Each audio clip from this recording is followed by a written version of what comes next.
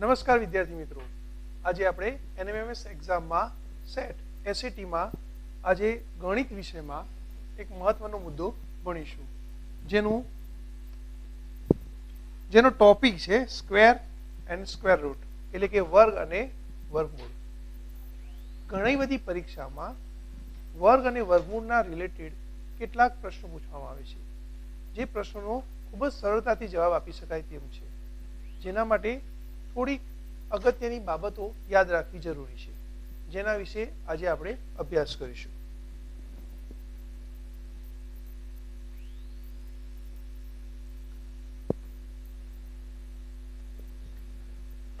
વર્ગ અને વર્ગમૂળમાં આપણે 1 થી 30 સુધીના વર્ગો તૈયાર કરવા પડે. અહીંયા સ્ક્રીન ઉપર મેં 1 થી 15 સુધીના વર્ગો લખેલા છે, જેને આપણે એક વખત જોઈ લઈએ. અહીં 1 નો વર્ગ 1 છે, 2 નો વર્ગ 4 છે, જ્યારે 3 નો 9, 4 નો 16 અને 5 નો 25 છે. તેવી રીતે 6 નો વર્ગ 36, 7 નો 49, 8 નો વર્ગ 64, 9 નો વર્ગ 81 અને 10 નો વર્ગ 100.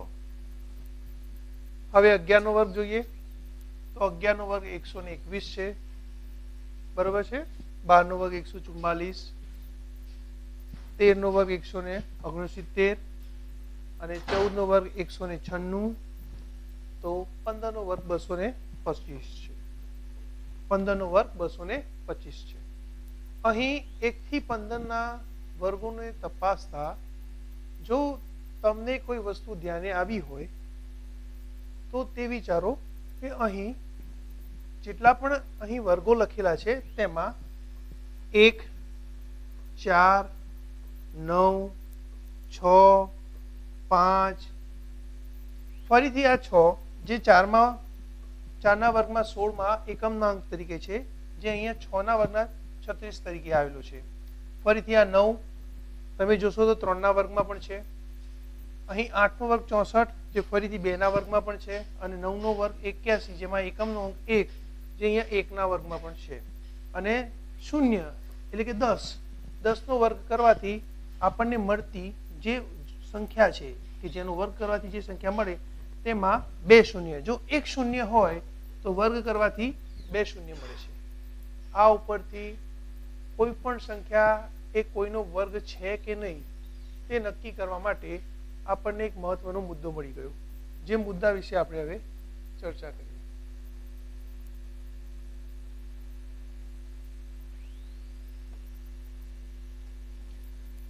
અને જે મહત્વનો મુદ્દો એ હતો કે કોઈ પણ સંખ્યા એટલે કે જે સંખ્યાનો એકમનો અંક 2, 3, 7 અને 8 હોય તો તે સંખ્યા કોઈની પણ પૂર્ણ સંખ્યા ન હોય. ખાસ વસ્તુ ધ્યાન એ રાખવાનું છે. હવે જો તમે આની આગળની સ્લાઇડ જોઈ હોય તો એમાં મેં તમને 1 થી 15ના વર્ગો લખી આપ્યા હતા. તેમાં બધાના વર્ગો કર્યા હતા, તેમાં એકમનો અંક કોઈની પણ પાછળ 2, 3, 7 કે 8 આવેલ નહોતો. આ ખૂબ જ અગત્યની અને મહત્વની બાબત છે. તમને પરીક્ષામાં એવું પૂછે કે નીચેનામાંથી કઈ સંખ્યા પૂર્ણ વર્ગ નથી, તો તમારે પહેલું કામ શું કરવાનું, એ આપેલા 4 ઓપ્શનમાં પહેલો એકમનો અંક ખાસ જોવાનો. જો એકમનો અંક 2, 3, 7 અને 8 આમાંથી કોઈ એક અંક હોય તો તમે આંખો મીચીને લખી શકશો કે આપેલી સંખ્યા એ પૂર્ણવર્ગ સંખ્યા નથી. આ ઉપરાંત ચલો બીજો એક મુદ્દો છે જે પણ ખાસ અગત્યનો છે, કે જે સંખ્યાને અંતે શૂન્ય એકી સંખ્યામાં શૂન્ય તો આવે, હમણાં આપણે જોયું કે 100, પણ એમાં કેટલા શૂન્ય છે? 2, એટલે કે બેકી સંખ્યામાં. ચલો 1000 લખીએ આપણે, આમાં કેટલા શૂન્ય છે? 3, જે એકી સંખ્યા. તો આ 1000 એ કોઈનો પણ વર્ગ નથી.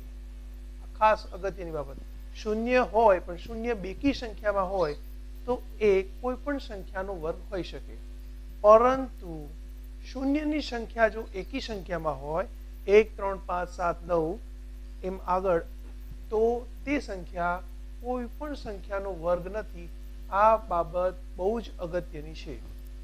એટલા માટે જ મેં લખ્યું છે કે જો એકી સંખ્યામાં શૂન્ય હોય તો તે સંખ્યા પણ પૂર્ણ વર્ગ સંખ્યા નથી. ફરીથી, જે સંખ્યાને અંતે શૂન્ય એકી સંખ્યામાં હશે તો તે સંખ્યા પણ પૂર્ણ વર્ગ સંખ્યા નથી. હવે આગળ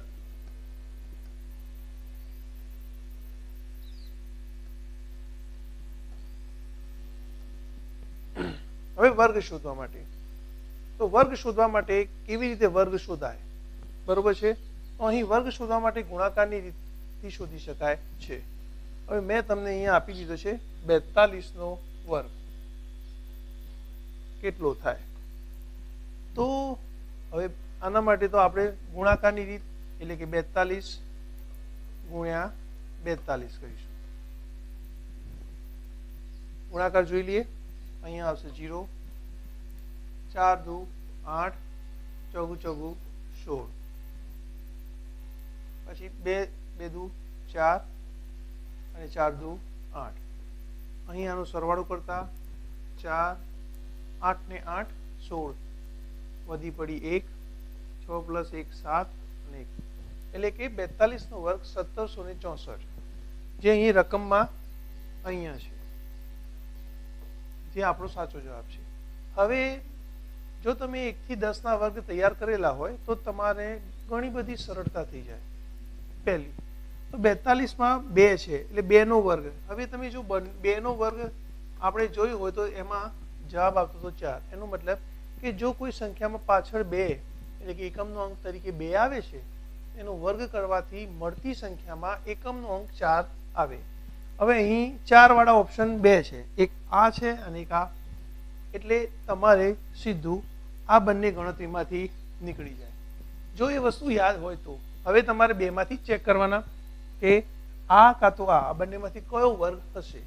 તો એના માટે ગુણાકારની રીત છે, બરોબર છે?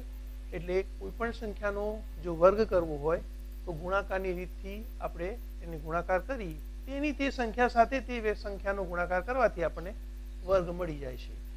હવે આપણે થોડાક આગળ બીજા વર્ગ જોઈએ.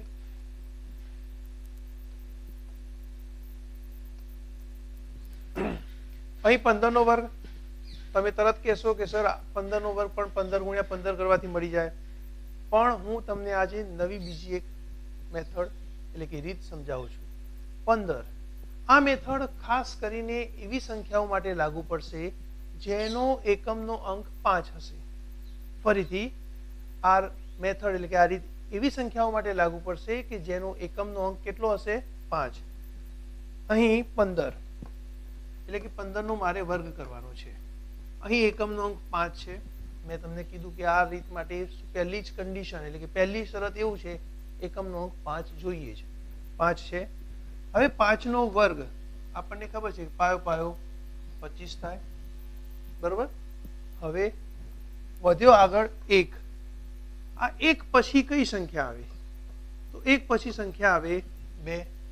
આ બંનેનો ગુણાકાર કરો તો કે 2 એકા 2 એટલે જવાબ આવ્યો 2.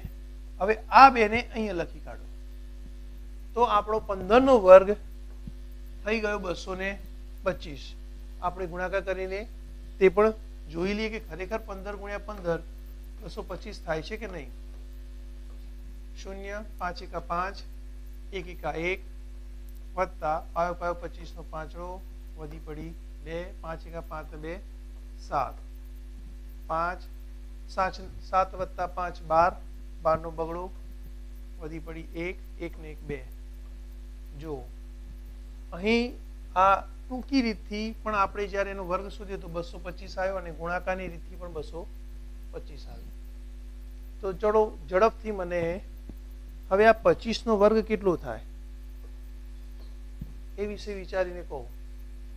આપણે ફરીથી આ જ મેથડ એટલે કે આ જ રીતનો ઉપયોગ કરી અને આપણે 25 નો વર્ગ પણ શોધીશું. જોઈએ 25 એકમનો અંક કેટલો છે? 5. માટે આપણે લખી કાઢીશું 5 નો વર્ગ 25. ઓકે, અહીં 2 આપેલા છે. 2 પછી કઈ સંખ્યા આવે? તો જવાબ આવશે 3 વેરી ગુડ. તો હવે 2 ગુણ્યા 3 નો ગુણાકાર કરો. 2 તરી 6 એટલે કે 6. એ 6 અહીંયા લખીશું તો 25 નો વર્ગ 625 થશે. બધાને ખબર પડી ગઈ હશે કે 25 નો વર્ગ 625 થયો. હવે એનો ગુણાકાર તમારે જાતે કરીને ચેક કરી લેવાનું છે કે 25 ગુણ્યા 25 કરવાથી 625 થાય છે કે નહીં.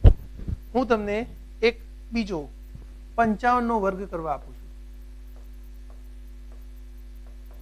ચલો વિદ્યાર્થીઓ ઝડપથી ફટાફટ આ મેથડ દ્વારા મને ગણીને કહો કે આનો વર્ગ કેટલો થશે. પહેલા એકમનો અંક 5 છે માટે 5 નો વર્ગ 25 લખી કાઢીશું. હવે 5 પછી કઈ સંખ્યા આવે તો સંખ્યા આવે છે 6.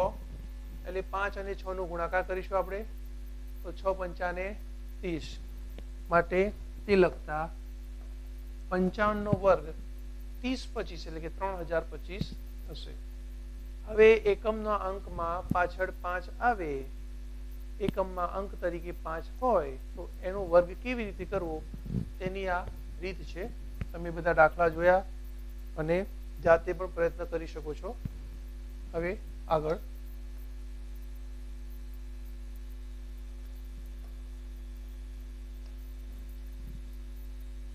હવે દશાંશ અપૂર્ણાંકમાં છે કે 3.5 નો વર્ગ શોધવાનો છે.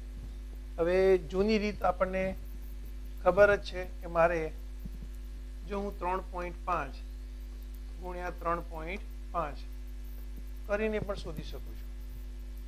ગુણાકાર કરી જોઈએ. અહીં 0, 5 તરી 15 નો 5 વધી પડી 1, 3 તરી 9 ને 10, 5 5 25 વધી પડી 2, 5 તરી 15 ને 2 17, અહીં આવશે 5, 12 નો બગડો વધી પડી 1, 1 ને 1 2 અને 1. અહીં પોઈન્ટ પછી 5 અહીંયા 1 છે અને અહીંયા પણ 1 એટલે ટોટલ પોઈન્ટ પછી 2 આંકડા એટલે આપણે જવાબ આવશે 12.25. હવે આ દાખલો આપણે જે મેં આગળની એક મેથડ શીખવાડી કે એકમનો અંક 5 હોય તો કેવી રીતે તેનું સોલ્યુશન એટલે કે એનો વર્ગ કરીને આપણે કિંમત શોધી શકીએ એ રીતે પણ થશે. એ પણ જોઈ લઈએ. અહીં 5 છે એટલે 5 નો વર્ગ 25 બરોબર. હવે આગળ 3 છે તો 3 પછી આવે છે 4 તો ગુણાકાર કરતા 3 ચોક 12 12 25. હા, હવે પોઈન્ટ એટલે કે દશાંશ અપૂર્ણાંક મૂકવાની કે દશાંશનું જે ચિહ્ન છે કઈ જગ્યાએ મૂકવાનું. તો અહીં 3.5 જેનો ગુણાકાર કરીએ છીએ આપણે તો પોઈન્ટ 2 વખત આવશે એટલે કે 0.5 ગુણ્યા 0.5 એટલે 2 વખત એટલે અહીંયા. અને તો પણ જો તમને ના ખબર પડે તો એકદમ ઈઝી મેથડ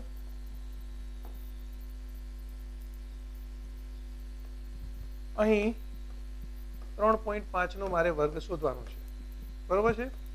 હવે 3.5 ની અપૂર્ણાંકમાં આવું લખાય 35/10 અને એનો વર્ગ. હવે ધોરણ 7 માં આપણે ઘાતાંક વિશે થોડું ભણી ગયા છે તેનો થોડો ઉપયોગ કરી લઈએ.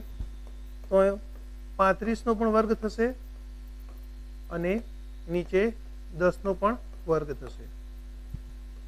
ઓકે. હવે હમણાં જ આગળ શીખ્યા કે એકમનો અંક 5 હોય તો તેવી સંખ્યાનો વર્ગ કેવી રીતે થાય તો એ રીતે 35 નો વર્ગ કરતા જવાબ આવશે 12.25. તમે જાતે કરી નાખજો બરોબર વિદ્યાર્થીઓ. હવે 10 નો વર્ગ આવે છે 100. હવે 1225 ને તમે જો 100 વડે ભાગશો તો જવાબ આવશે 12.25. આમ અલગ અલગ 3 મેથડ મેં તમને દેખાડી પણ 3 મેથડમાં 3.5 નો વર્ગ 12.25 જ આવે છે. તમને જે મેથડ એટલે કે જે રીત અનુકૂળ હોય કે જે રીત તમને ઈઝી લાગે તે રીતથી જ દાખલો ગણવાનો પ્રયત્ન કરવો બરોબર છે. હવે આગળ બીજો એક દાખલો જોઈએ.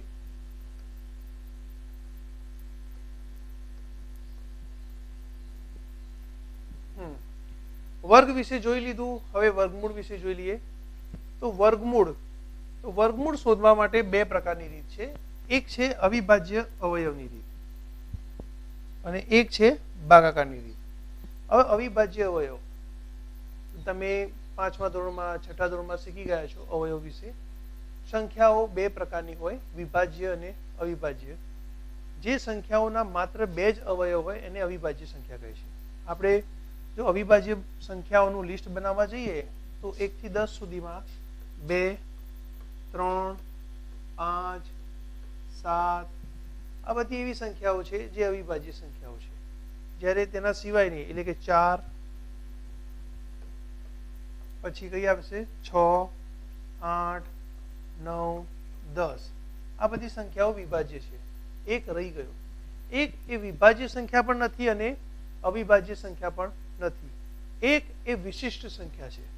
હંમેશા યાદ રાખજો, પરીક્ષામાં તમને કન્ફ્યુઝ કરવા માટે પૂછી શકે કે 1 થી 10 સુધીમાં કેટલી અવિભાજ્ય સંખ્યા આવે છે કે કેટલી વિભાજ્ય સંખ્યા આવે છે, જેમાં તમારે એકની ગણતરી કરવાની નથી, કારણ કે એક એ વિશિષ્ટ સંખ્યા છે.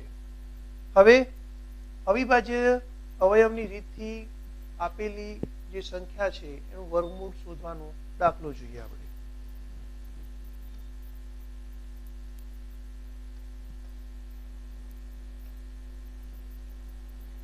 અહીં આપણે 1024 નું વર્ગમૂળ શોધવાનું છે. તો 1024 અવિભાજ્ય છે એટલે પહેલા એકમનો અંક જોતા એકમનો અંક 4 છે એટલે કે બેકી સંખ્યા, તો તેને 2 વડે ભાગી શકાશે. 2 વડે ભાગીશું આપણે, કેટલો જવાબ આવશે 512. ફરીથી આને 2 વડે ભાગીશું, જવાબ આવશે 256. ફરીથી 2 વડે ભાગીશું. કેમ સતત 2 વડે ભાગીએ છીએ? કારણ કે પાછળ બેકી સંખ્યા આવે છે. જ્યાં સુધી બેકી સંખ્યા આવશે ત્યાં સુધી આપણે એમને 2 વડે ભાગવા જ પડશે. 256 ને 2 વડે ભાગતા જવાબ આવશે 128. ફરીથી 8 છે, બેકી સંખ્યા છે, ફરીથી એને 2 વડે ભાગતા જવાબ આવશે 64. હજી 2 વડે ભાગીશું, બોલો શું જવાબ આવશે 32, કારણ કે હજી 4 છે. 32. હજી 2 વડે ભાગતા 16, 2 વડે ભાગતા 8, 2 વડે ભાગતા 4, 2 વડે ભાગતા 2 અને 2 વડે ભાગતા 1. આમ 1024 ને 2 અવિભાજ્ય અવયવ જે અવયવ સંખ્યા છે તેનાથી ભાગતા જ આપણને મળી ગયું છે કે છેલ્લે 1 આવી જાય છે. હવે ગણી કાઢો કે 1024 ને હું 2 ને કેટલા વડે ગુણીશ તો 1024 આવશે. તો અહીંયા ગણતરી કરશો તો 1, 2, 3, 4, 5, 6, 7, 8, 9 અને 10. એટલે 2 ને હું 10 વખત લખું, આમ ગુણાકાર રીતે લખું અથવા 2 ની 10 ઘાત લખું. મારે શું શોધવાનું છે? વર્ગમૂળ. બરોબર છે, મારે વર્ગમૂળ શોધવાનું છે. તો વર્ગમૂળમાં હવે મેં અહીંયા વર્ગમૂળમાં 1024 લખ્યા, તો વર્ગમૂળમાં પણ 8 લખવું પડશે, 2 ની 10 ઘાત. હવે આ વર્ગમૂળને જો કાઢી અને ઘાત સ્વરૂપે લખવું હોય તો 1/2 લખાય, એટલે કે 1/2. ફરીથી ઘાતાંકના નિયમનો ઉપયોગ કરીશું તો 2 ની 10 ઘાત ગુણ્યા 1/2, તો 2 પંચા 10, એટલે જવાબ આવશે 2 ની 5 ઘાત. હવે 2 ને 5 વખત ગુણો, તો 2 ને 5 વખત ગુણતા 2 દુ 4, 4 દુ 8, 8 દુ 16 અને 16 દુ 32. આમ 2 ને 5 વખત ગુણતા જવાબ આવે છે 32. આમ આનું વર્ગમૂળ 32 થશે. આ એક અવિભાજ્ય અવયવની મદદથી વર્ગમૂળ શોધવાની રીત છે. છેલ્લે તમને એવું લાગે કે હવે આ સંખ્યાનું વર્ગમૂળ શોધવાનું મને કશું નથી આવડતું, તો તમને ખાલી અવિભાજ્ય સંખ્યા આવડતી હોય તો પણ તમે એનો ભાગાકાર કરી અને આ રીતે તેનું વર્ગમૂળ શોધી શકો. આવા ઘણા બધા દાખલા આપણી ટેક્સ્ટબુકમાં સ્વાધ્યાયમાં આપેલા છે, જેનો તમે જાતે પ્રયત્ન કરો અને તેને સોલ્યુશન એટલે કે તેનો ઉકેલ લાવવાનો પ્રયત્ન કરો. બરોબર છે. હવે બીજી એક મેથડ જોઈ લઈએ.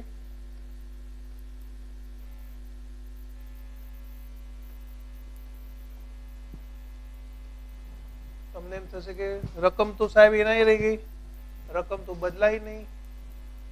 ના, રકમ બદલાઈ ગઈ છે પણ આપણે રીત બદલવાની છે. હવે ભાગાકારની રીતથી કેવી રીતે વર્ગમૂળ શોધી શકાય તે જોઈએ. તમને બધાને યાદ તો આવી ગયું ભાઈ આનું વર્ગમૂળ આવશે 32. તો હવે ભાગાકારની રીતથી આપણે તે લાવવાનું છે. બરોબર છે. હવે ભાગાકારની રીતમાં શું ધ્યાનમાં રાખવા જેવી બાબત છે તે જરા જોઈએ. ભાગાકારની રીતમાં તમારે છેલ્લેથી એટલે કે એકમના અંકથી બે અંકોની એક પેર બનાવવાની એટલે જોડી બનાવવાની. છેલ્લી તો કે 24ની અને પછી 10. કોઈ વખત 5 અંક આપ્યા હોય તમને તો છેલ્લા બે પછી તેના આગળના બે પછી આગળનો જે અંક છે એ સિંગલ અંક તો સિંગલ અંકની પણ એક પેર બનાવવાની. મહત્વની વસ્તુ યાદ રાખવાનું છે અહીં કમ્પલસરી તમારે બેની પેર બનાવવાની છે. બરોબર છે. હવે આ ભાગાકાર જેમ આપણે કરીએ છીએ તે રીતનો ભાગાકાર નથી. બરોબર છે. હવે તો આ ભાગાકાર માટે આપણે પહેલી સંખ્યાને જોઈશું. બરોબર છે. જે પહેલી સંખ્યા છે 10. તો 10ની નજીક કોનો વર્ગ જાય છે તે જોવાનું છે. બરોબર છે. તો 10ની નજીક આપણે વર્ગ કરીશું તો 2 નો વર્ગ તો ભાઈ 4 થાય છે, 3 નો વર્ગ 9 થાય છે અને 4 નો વર્ગ 16 થાય છે. તો જોશો ને તમે તો 3 નો વર્ગ એ એકદમ 10ની નજીક આવી જાય છે. બરોબર છે. એટલા માટે હવે આપણે ભાગ ચલાવીશું 3 થી. તો 3 તરી 9, 10 માંથી 9 જાય તો વધશે 1 અને ઉપરથી ઉતારીશું. હા, જો આ ભાગાકારની એક વિશેષતા એ છે કે તમે જ્યારે નીચે એક અંક નહીં ઉતારવા પડશે તો બંનેને ઉતારવા પડશે તમારે. તો મેં 24 ને નીચે ઉતાર્યા. હવે મેં 3 વડે ભાગ ચલાવ્યો તો ફરીથી અહીંયા મારે 3 લખવા પડશે એટલે 3 ને 3 6 થઈ ગયા. હવે આ ભાગાકારમાં બહુ જ મહત્વનું યાદ રાખવા જેવું પદ જે છે ને એ અહીંયા છે. અહીંયા તમે જે સંખ્યા લખો તે જ સંખ્યા વડે ગુણાકાર કરવો પડશે. ધારો કે 6 ની પાછળ હું 1 લખું છું તો મારે 61 એકાદ લખવા પડે. જો હું 6 ની પાછળ 2 લખું છું તો તમે કેટલા વડે ગુણશો? 2 વડે. Very good. જો હું 6 ની પાછળ 3 મૂકું છું તો તમારે 3 વડે જ એને ગુણવા પડે. હવે તમે વિચારીને કહો હું અહીંયા એવી તો કેવી સંખ્યા મૂકું જેનો ગુણાકાર તેની તે સંખ્યા સાથે કરતા જવાબ 4 આવે? વિચારો.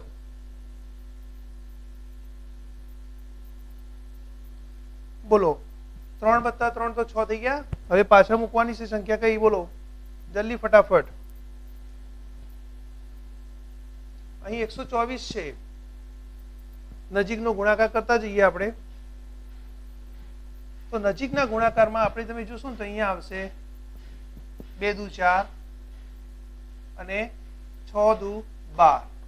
એટલે તમારો જવાબ 2 વડે ગુણશો ને ત્યારે જ આવી જશે 124. એટલે અહીંયા લખાશે 2, અહીંયા લખાશે 2 અને અહીંયા લખાશે 2. તમે સરવાળો કરો તો 62 વત્તા 2 એટલે જવાબ આવશે 64. અહીં તમને 62 ને 2 વડે ગુણાકાર કર્યો તો જવાબ આવ્યો 124, જે હું અહીંયા લખીશ. હવે 124 માંથી 124 જાય તો જવાબ આવ્યો 0.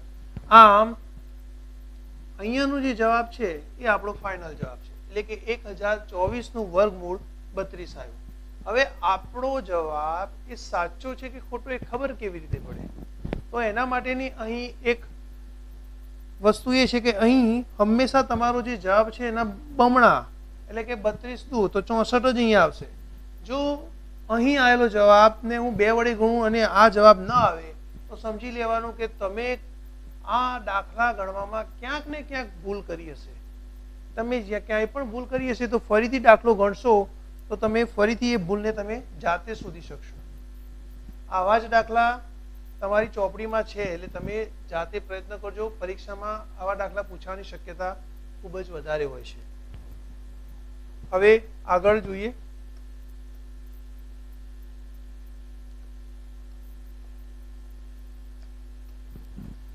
બહુ જ મહત્વની વસ્તુ છે પાયથાગોરિયન ત્રિપુટી.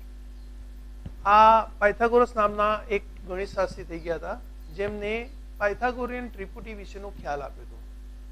પાયથાગોરસ નામનો જે મહાન ગણિતશાસ્ત્રી હતા એ એમને એવું કીધું હતું કે કાટકોણ ત્રિકોણ માટે ત્રિકોણ કેવું હોવું જોઈએ, પહેલી વસ્તુ એની પહેલી શરત છે કાટકોણ ત્રિકોણ. આ એની કન્ડિશન હતી કે કાટકોણ ત્રિકોણ માટે આ આપણા માટે કર્ણ છે, તો કે કર્ણનો વર્ગ, આનું જો હું નામ આપી દઉં તો ચલો નામ આપી દઈએ એ, બી અને સી.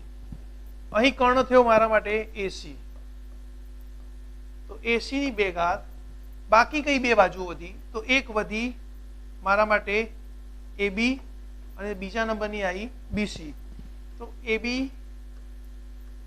નો વર્ગ વત્તા બીસી નો વર્ગ. તો કાટકોણ ત્રિકોણ માટે જ આ વસ્તુ શક્ય છે, બીજા સામાન્ય લઘુકોણ ત્રિકોણ કે ગુરુકોણ ત્રિકોણ માટે શક્ય નથી. અથવા જો કોઈ ત્રિકોણ માટે આ વસ્તુ શક્ય છે તો એ ત્રિકોણ કમ્પલસરી એટલે કે હંમેશા કાટકોણ ત્રિકોણ જ હોય, આવું પાયથાગોરસના સિદ્ધાંતમાં આપણને જાણવા મળ્યું છે. તો અહીં આ પાયથાગોરિયન ત્રિપુટીમાં એસી એટલે કે કર્ણનો વર્ગ હંમેશા બાકી રહેલી 2 બાજુઓના વર્ગોના સરવાળા બરાબર થાય છે. આ વસ્તુ ધ્યાન રાખવાનું. હવે તમે વિચારો તો એવી કઈ ત્રિપુટી તમે લેશો તો જે આનું સેટિસ્ફેક્શન એટલે કે આ શરતનો સંતોષ છે. તો મારા ધ્યાનમાં એક આવી છે 7, 24 અને 25. હવે આ રકમમાં સૌથી મોટી જે વેલ્યુ એટલે કે કિંમત છે 25. 25 આપણા માટે કર્ણ થશે, કારણ કે કાટકોણ ત્રિકોણમાં સૌથી લાંબી બાજુને આપણે કર્ણ કહીએ છીએ. બરોબર છે. હવે તો બાકીની 2 બાજુઓનો વર્ગ જોઈ લઈએ. પહેલા 7 નો વર્ગ વત્તા 24 નો વર્ગ, આની કિંમત જોઈ લઈએ. 7 નો વર્ગ 77 49, 24 નો વર્ગ 576. જો બંનેનો સરવાળો કરતા તમને જવાબ મળે છે 25 નો વર્ગ 625. એટલે અહીં આ શરતનું પાલન થાય છે. ઉપરની જે આ શરત છે એનું પાલન થાય છે કે 7, 24 અને 25, જેમાં 2 7 નો વર્ગ વત્તા 24 નો વર્ગ કરવાથી મળતો સરવાળો એ 25 ના વર્ગ જેટલો થાય છે. તો આપેલા 3 માપથી તમે કાટકોણ ત્રિકોણ દોરી શકો છો. પરીક્ષામાં કન્ફ્યુઝન માટે એવું પૂછી શકે કે નીચેનામાંથી કયો વિકલ્પ એ પાયથાગોરિયન ત્રિપુટી છે અથવા નથી. તો એના માટે તમારે કમ્પલસરી શું કરવાનું, નાની 2 સંખ્યાઓના વર્ગોનો વર્ગ કરવાનો, પછી તેમનો સરવાળો કરવાનો, અને એ સરવાળો તમને આપેલી ત્રીજી સંખ્યાના સરવાળા જેટલો થાય, ફરીથી તે સરવાળો આપેલી સંખ્યાના વર્ગ જેટલો થાય તો જ તે પાયથાગોરિયન ત્રિપુટીમાં કહેવાશે, બાકી પાયથાગોરિયન ત્રિપુટી નથી.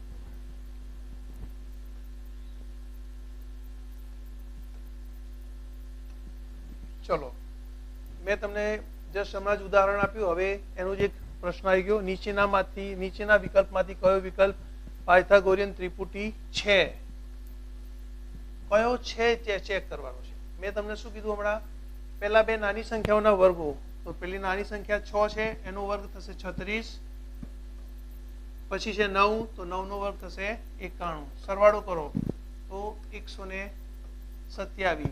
ખરેખર 10 નો વર્ગ તો કેટલો થાય 100, એના કરતા વધી જાય છે, માટે આ ત્રિપુટી નહીં હોય. બીજું ચેક કરીશું. ચલો, 10 નો વર્ગ તો 100 થશે, 12 નો વર્ગ 144, માટે સરવાળો થશે 244. હવે ખરેખર 14 નો વર્ગ તો 196 થાય, એના કરતા પણ આ સરવાળો વધી જાય છે, માટે આ પણ આપણા માટે પાયથાગોરિયન ત્રિપુટીમાં આવશે નહીં. હવે વધ્યા 2 ઓપ્શન. ચલો જોઈએ. 8.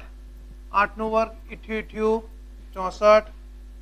9 નો વર્ગ 9 9 81. સરવાળો કરશો તો કેટલો આવશે 145.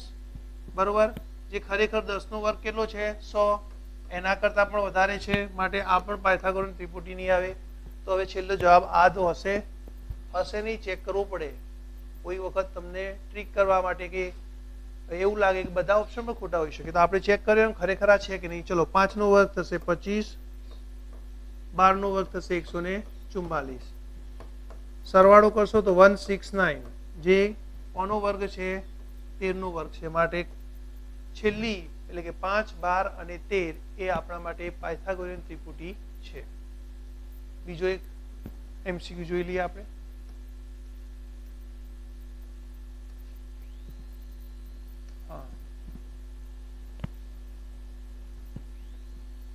આ સંખ્યાના વર્ગમૂળના અંકોની સંખ્યા કેટલી હશે? અહીં કેટલા અંકો શૂન્ય છે જરા ગણી લઈએ. 1, 2, 3, 4, 5, 6, 7, 8. અહીં 8 અંકો શૂન્ય છે એટલે સ્વાભાવિક છે જેટલા અંકો શૂન્ય હોય એને એના અડધા એટલે 8 અંકો શૂન્ય છે એટલે એના અડધા એટલે કે 4. તો તમે જે જવાબ આવશે એમાં 4 શૂન્ય પાછળ આવશે એટલે ફિક્સ તો થઈ ગયું કે મિનિમમ આ 4 શૂન્ય તો આવી ગયા. હવે વધી કઈ સંખ્યા 1. આ 1 નું વર્ગમૂળ કેટલું થાય? તો 1 નું વર્ગમૂળ 1 જ થાય, પોતે જ છે કારણ કે 1 નો વર્ગ 1. તો આનો વર્ગ અહીં આપણને આપેલો છે, બરોબર છે. હવે મને કહો આમાં કેટલા અંકો છે? 4, 5 કે 6? આપણે વર્ગની ગણતરીમાં લેવાનું નથી, આપણે તો માત્ર આ અંકો, આમાં કેટલા અંકો છે એ ગણતરી લેવાની છે. તો સાચો જવાબ આવશે 5 કારણ કે આપણા જોડે 4 શૂન્ય છે, 1, 2, 3, 4 અને આ 1, આમ ટોટલ 5 અંકો. એટલે આનું વર્ગમૂળ કાઢતા મળતી સંખ્યામાં જે પણ સંખ્યા મળશે તેમાં અંકો 5 થશે. હજી એક MCQ જોઈ લઈએ.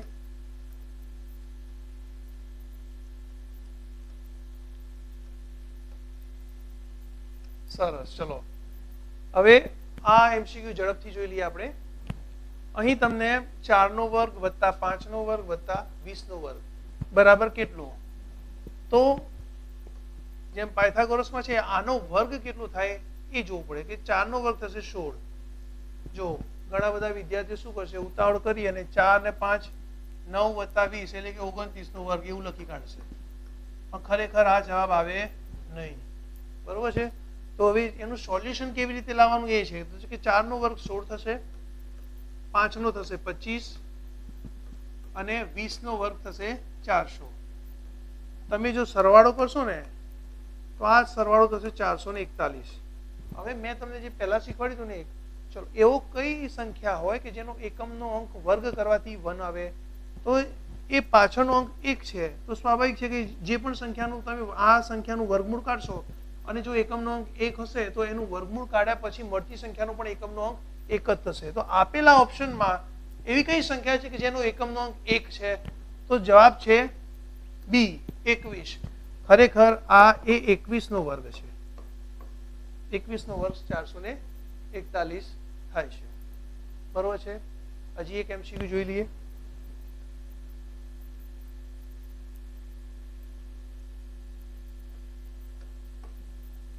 હા, પરીક્ષામાં પૂછાતો બહુ જ ઇમ્પોર્ટન્ટ પ્રશ્ન છે અને આમાં જ વર્ગ અને વર્ગમૂળનો ઉપયોગ થાય છે. તમને એવું થશે સાહેબ આ તો માપનનો પ્રશ્ન છે. માપનનો નથી, પણ આ વર્ગ અને વર્ગમૂળના બેઝ ઉપરનો છે. એક ચોરસનું ક્ષેત્રફળ 529 ચોરસ સેમી છે. હવે ચોરસના ક્ષેત્રફળનું સૂત્ર તમને ખબર હોવું જોઈએ. ચોરસનું ક્ષેત્રફળ બાજુનો વર્ગ, બરોબર, જે તમને આપી દીધું છે 529 ચોરસ સેમી. તો એનો મતલબ એવું થયો કે કઈ સંખ્યાનો વર્ગ 529 થાય. હવે તમે જોશો તો પાછળ 9 છે, તો 9 છે તો એકમનો અંક કાં તો 3 આવે કાં તો 7 આવી શકે, બરોબર છે. તો તમે જ્યારે આનું વર્ગમૂળ કાઢશો ને તો તમને જવાબ મળશે 23. તો ચોરસની બાજુનું માપ થઈ ગયું 23. અહીં તમારે ફરીથી પ્રશ્ન વાંચવાનો છે કે ચોરસની પરિમિતિ કેટલી થાય. અહીં 23 સીધો પહેલો ઓપ્શન મેં તમને એટલા માટે આપ્યો છે તમે જલ્દી ઉતાવળ કરીને ખોટો જવાબ લખો, પણ એવું નહીં કરવાનું કારણ કે તમારે પ્રશ્ન પૂરેપૂરો વાંચવાનો છે. છેલ્લે એવું લખેલું છે કે ચોરસની પરિમિતિ. હવે ચોરસની પરિમિતિ એનું સૂત્ર છે 4 ગુણ્યા બાજુ.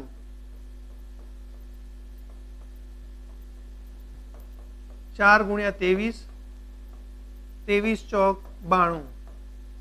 તો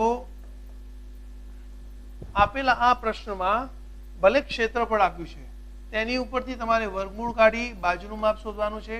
એ બાજુના માપ ઉપરથી તમારે પરિમિતિનું માપ છે, એટલે સાચો જવાબ 92 આવશે. વિદ્યાર્થી મિત્રો, આવા જ બીજા પ્રશ્નો તમે તૈયાર કરી જાતે તેનું સોલ્યુશન મેળવવાનો પ્રયત્ન કરશો. ચોપડીમાં પણ આવા વિચારવા લાયક પ્રશ્નો આપેલા છે, જેનો તમે સતત મહાવરો કરતા તમને આવા ટાઈપના જે પ્રશ્નો છે તેનો ઉકેલ મેળવવાની એક પ્રકારની ગ્રીપ આવી જશે.